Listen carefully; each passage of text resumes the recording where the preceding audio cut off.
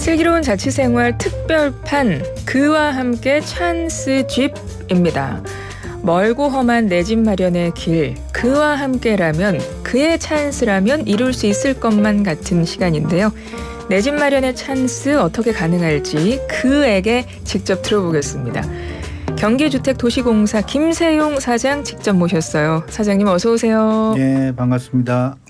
사장님을 뵌 게 지난 9월이었던 것 같습니다. 그리고 11월이 됐는데요. 잘 지내셨어요? 네, 벌써 2달 됐네요. 그때도 사실은 9월이었기 때문에 가을이긴 했었는데요. 그때의 가을과 지금의 가을의 풍경은 많이 달라졌죠. 네. 좀 오늘 보니까 네. 이제 단풍도 든 것 같고. 맞아요. 맞습니다. 네. 우리 김세용 사장님 오늘 이제 11월에 두 번째 날 모시게 됐는데요. 11월 지금이 아주 막 늦가을로 들어가는 굉장히 그 낭만적인 시기에 우리 사장님을 만났고 특히 이렇게 상암동으로 들어오는 그쪽의 풍경이 굉장히 좋잖아요. 네. 근데 우리 사장님께서 지금의 상암동을 만드신 분이라고 저는 알고 있거든요. 저 만들기까지는 아니고 약간의 기여를 한 겁니다. 맞습니다. 네. 난지도에서 상암동을 지금 그곳이 공원이 돼서 많은 분들이 정말 좋은 시간을 거기서 함께 보내고 계시죠. 자, 김세용 사장님과 오늘 이야기 나눠볼 건 지난번에 첫 번째 시간에 사실 예고는 해 주셨었어요. 그리고 오늘 그 주제를 가지고 오셨는데 공간복지입니다. 공간복지 이게 어떤 개념인가요? 아직은 지금 좀 낯선 용어죠. 네. 우리가 복지에 대해서는 여러 가지 이야기를 많이 하고 있고 친근하지만 공간을 왜 복지와 연결시킬까 이렇게 좀 의문을 가지신 분들도 있는데 사실 이제 우리가 지난 한 50년 동안 굉장히 빠르게 발전을 해왔고 그 과정에서 도시나 우리 주택도 엄청나게 달라져 왔습니다. 자, 그런데 그 과정에서 놓친 것들이 이제 생길 수밖에 없죠. 네. 그러니까 가장 대표적인 게 우리가 소위 생활 인프라라고 하는 그러한 시설들 우리 옆에 꼭 있어야 하지만 그럼에도 불구하고 지역적으로 편중이 되어 있거나 이런 것들이 대표적인 게 뭐 경로당이라든지 보육원이라든지 독서실이라든지 공원이라든지 이런 것들입니다. 그래서 지난 50년 동안 열심히 개발하다 보니까 이제 이 정도 살기는 됐는데 공간 불평등이 굉장히 심화됐다. 네. 저는 이렇게 이제 생각을 하고 있어요. 최근에 서울 인근의 지자체들이 서울로 들어오고 싶다는 것도 사실 따지고 보면은 공간 불평등에 대한 반발이 굉장히 강하죠. 네. 그래서 그런 부분을 서울로 들어온다고 해결되는 문제는 아니지만 어쨌든 그런 이야기가 나올 정도까지 된 거예요. 자, 그래서 이 문제는 공간 복지로 우리가 해결을 해야 되겠다. 그래서 공간 불평등을 완화시켜 줘야 되는 그러한 시점에 우리가 서 있다. 이렇게 일단 말씀을 드릴게요. 주민들이 꼭 필요로 하는 시설들 기본적인 삶의 질을 위해서 꼭 필요한 시설들을 그 공간에 배치하는 것 공간이 복지다 이런 말씀이신 것 같은데요. 그러니까 필수 편의시설들이라고 할 수 있습니다. 방금 말씀하셨듯이 놀이터, 경로당, 뭐 아파트 내 어린이집 같은. 근데 생각을 해보니까 이게 아파트 단지 안에는 이런 시설이 다 있잖아요. 네. 그런데 사실 그 아파트 단지에 사는 사람이 아니면 그런 시설들을 좀 이용하기 좀 어렵지 않습니까? 네. 그래서 그러다 보니까 좀 그 부분을 생각하게 되는 것 같아요. 이제 점점 아파트가 많아지는데 그렇지 않으면 아파트에 살지 않으시는 분들에게는 이제 불평등이 생기는 거니까요. 예. 그래서 우리나라가 평균적으로 보면 국민의 한 60%가 아파트에 살고 계세요. 50년 만에 놀라운 변화죠. 네. 50년 전에는 거의 1%도 안 됐는데 자, 그런데 이제 문제는 나머지 40% 이분들이 단독이나 연립, 빌라 뭐 이런 쪽에 사십니다. 근데 우리나라의 아파트가 처음 들어올 때부터 단지형을 지향을 했어요. 네. 그러니까 요새 뭐 주상복합 이런 게 아니라 아파트 단지로 들어가면은 그 안에서 많은 게 해결이 되는. 그러니까 어떻게 보면은 도시 안에서 전혀 별개의 섬들을 우리가 막 찍어 놓는 거예요. 근데 일단 아파트 안에만 들어가면은 많은 게 해결이 되죠. 네.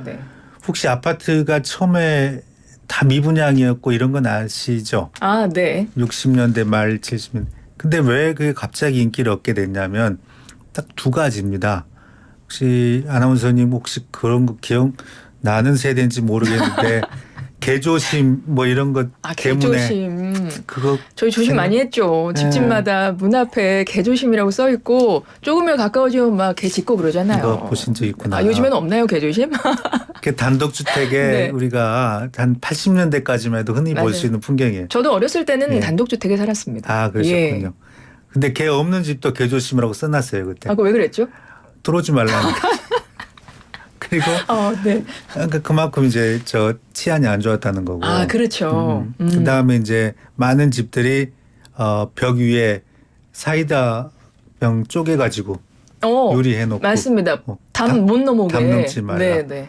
개도 없는데 네. 개조심 써놓고. 네, 아마 그때가 그려지네요. 저는. 그런 거죠. 그게 80년대까지 그랬었어요. 맞습니다. 네. 아파트로 가니까 이게 해결이 되네요. 치안 해결이 되네. 내가 아파트 열쇠만 갖고 맞죠. 다니면 안전한 거예요. 자, 그래서 개조심을 이제 아파트에 붙일 필요가 없죠, 우리가. 그 다음에 두 번째가 우리가 그 위생의 문제. 네. 그러니까 수세식 변기라든지 매일 샤워하고 뭐 이런 것들이 다 아파트 들어가면서 가능해진 이런 측면이 강합니다. 그러니까 네. 꽤 잘 사는 단독주택 아니고는 당시에 80년대까지만 해도 하기 힘들었던 생활이죠. 그러니까 치안하고 위생의 문제가 동시에 해결됐던 게 아파트예요. 예전에는 아파트가 별로 많지 않을 때 우리 동네가 있었잖아요. 동네. 그러니까 집집마다 네. 그 동네에 있는 모든 시설을 그냥 함께 쓰는 겁니다. 대문만 열면 동네에 있는 공원 그냥 아무나 갈 수 있었고, 그렇죠? 동네에 있는. 근데 요즘에는 그 동네라는 개념도 아파트가 많이 생기면서 그러고 보니 조금 예전과 달라진 거 아닌가 이런 생각도 드네요. 맞습니다. 제가 언젠가 이제 그 학생들한테 그 옆집에서 아줌마 아저씨가 너네 봐준 기억 나느냐 네.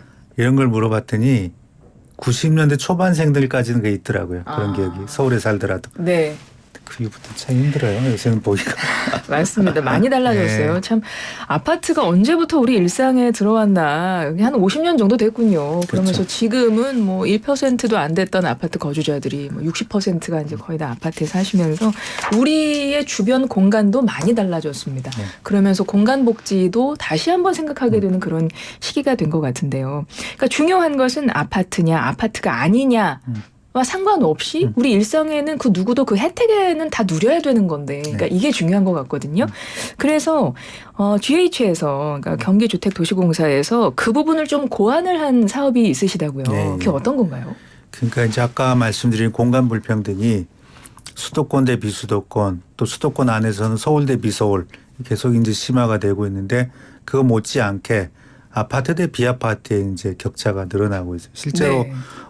제가 설문을 해보면 연립이나 다세대 사시는 분도 주동 안에서의 생활 만족도는 아파트 거주자랑 거의 같습니다. 그러니까 집에 들어오는 순간 집 안은 네. 아파트는 별 차이가 그렇죠. 없는 거죠. 예. 그런데 이분들이 굉장히 지금 그 자기들이 니즈가 강하게 나타나는 게 걸어서 경로당 가고 싶다. 또는 뭐 저 독서실 뭐 이런 시설 또는 뭐 빨래방 이런 것들을 우리가 비아파트 지역에서는 채워주지 못하고 있고 또 공간을 설계할 때 그런 생각 못하고 알아서 하세요. 네. 라고 이제 갔단 말이에요. 지난 50년 동안. 자, 그런데 지금 상황에서 사람들이 삶의 질에 대한 요구가 이제 예전하고 다르죠. 그러다 보니까 GH에서는 비아파트 거주하시는 분들도 아파트 거주자만큼의 편익을 누려야겠다. 이게 하나의 복지로서 우리가 접근해야 된다. 그러니까 물론 이게 복지라고 해서 꼭 시혜적인 그런 뜻이 아니라 네. 주민 스스로도 뭘 할 수 있는 그런 식의 가버넌스 체계를 만들어 놓고 공공이 도와주고 주민들이 또 돕고 이런 식의 개념을 우리가 공간 복지라고 설정을 하고 일단은 도내에 한 40% 거주자 그분들을 대상으로 이제 프로젝트를 시작을 했어요. 그러면 그 비아파트 거주하신 분들도 어떤 마을에서의 공간 복지를 누릴 수 있도록 그런 사업을 지금 하고 계신다는 건데요. 근데 이런 공간을 만들려면 사실 부지가 있어야 되잖아요. 그 부분은 어떻게 마련이 가능할까요? 그래서 이제 몇 개 전략이 있는데 얼마 전에 이제 동두천에서 저희가 시작했던 사업은 유아돌봄센터인데 빈집을 매입해서 이제 시작을 했고 아무래도 이제 빈집이니까 예. 오랫동안 비어있던 곳이니까 가격도 싸고 뭐 그다음에 또 빈집이 사실 그 치안에도 별로 안 좋죠. 그러니까 그걸 매입해서 저 공간복지 시설로 쓰게 되면은 여러 가지 효과가 있는 거고 그래서 일단 빈집을 매입한다. 두 번째는 지자체가 갖고 있는 여러 공간들이 있어요. 네. 공공이 갖고 있는 공간들. 공공이 갖고 있는 공간도. 예. 그 공간의 일부를 사용한다. 그리고 세 번째는 또 역시 공공이 아파트를 갖고 있습니다. 그래서 그 아파트 안에 있는 시설들을 좀 확충해서 주변하고 같이 공유한다. 이런 몇 단계의 전략을 갖고 지금 접근을 하고 있어요. 그러면 조금 전에 말씀하셨던 그 동두천에서 빈집을 활용한 그 공간 복지 사업 있지 않습니까? 그럼 그것은 지금 진행을 하고 있으신 거예요? 어떤 네. 뭐 공간으로 지금 재탄생이 된 건가요? 지금 착공했어요. 그래서 열심히 짓고 있고요. 네. 거기에 뭐 여러 가지 시설들이 들어갑니다만은 메인은 유아 돌봄센터 이게 들어가죠. 유아 돌봄센터. 사실 저 동네 분들이 이건 이제 아파트 거주자도 유아는 마찬가지인데 줄 서잖아요. 네, 맞아요. 네. 근데 이제 비아파트는 그게 더 심각하거든요. 그래서 유아원을 좀 대대적으로 확충을 하자. 이런 생각 갖고 있고요. 그럼 착공을 했고 이게 언제 완성이 될까요? 완공은 언제 되나요? 완공 뭐저 내년쯤에 완공됩니다. 내년쯤에요. 최대한 빠르게 짓고 있어요. 그렇군요. 그럼 내년쯤에는 이 동두천에서 아동 돌봄 센터도 직접 주민들도 이용하실 수 있는 네. 이런 상황이 된 거고. 그러니까 빈집 같은 경우는 빈집에도 주인이 있잖아요. 그럼 예, 이제 그 예. 주인들한테 매입하시는 그렇죠. 거죠. 매입하시는 거고 또 이런 공간을 만들려면 기본적으로 설계도가 있지 않습니까? 네네. 그럼 그 설계는 어떤 분들이 하시는 거예요? 설계는 이제 저희가 물론 이제 건축가한테 의뢰를 하는데 최근에는 좀 청년들의 아이디어를 받아보자 그래가지고 예.